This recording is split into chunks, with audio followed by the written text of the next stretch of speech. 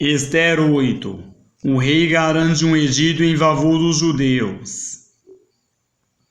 Naquele mesmo dia deu o rei Assuero a rainha Ester à casa de Amã, inimigo dos judeus.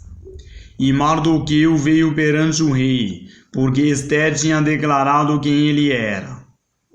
E tirou o rei o seu anel que tinha tomado de Amã e o deu a Mardoqueu. E Ester encarregou Mardoqueu da casa de Amã. Falou mais Ester perante o rei e se lhe lançou aos seus pés. E chorou e lhe suplicou que revogasse a maldade de Amã, o Agagita, e o intento que tinha projetado contra os judeus. E estendeu o rei para Ester o cetro de ouro.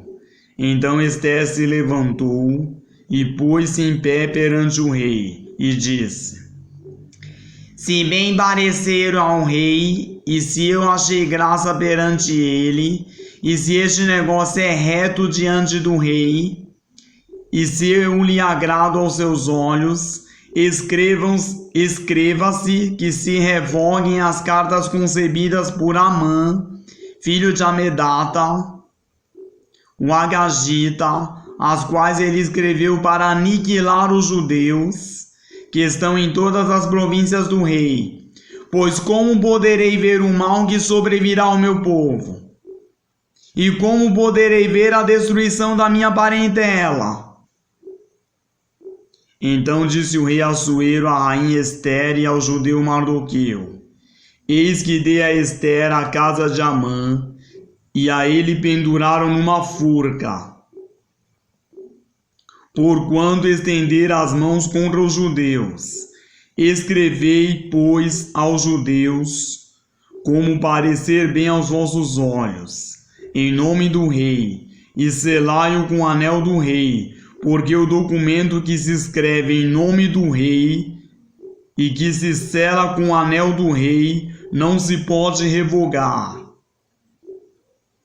Então foram chamados os escrivães do rei, naquele mesmo tempo, no terceiro mês, aos 23 dias, e se escreveu conforme a tudo quanto ordenou Mardoqueu aos judeus, como também aos sátrapas, e aos governadores, e aos líderes das províncias, que se estendem da Índia até a Etiópia, 127 províncias, a cada província segundo o seu modo de escrever, e a cada povo conforme a sua língua, como também aos judeus segundo o seu modo de escrever, e conforme a sua língua.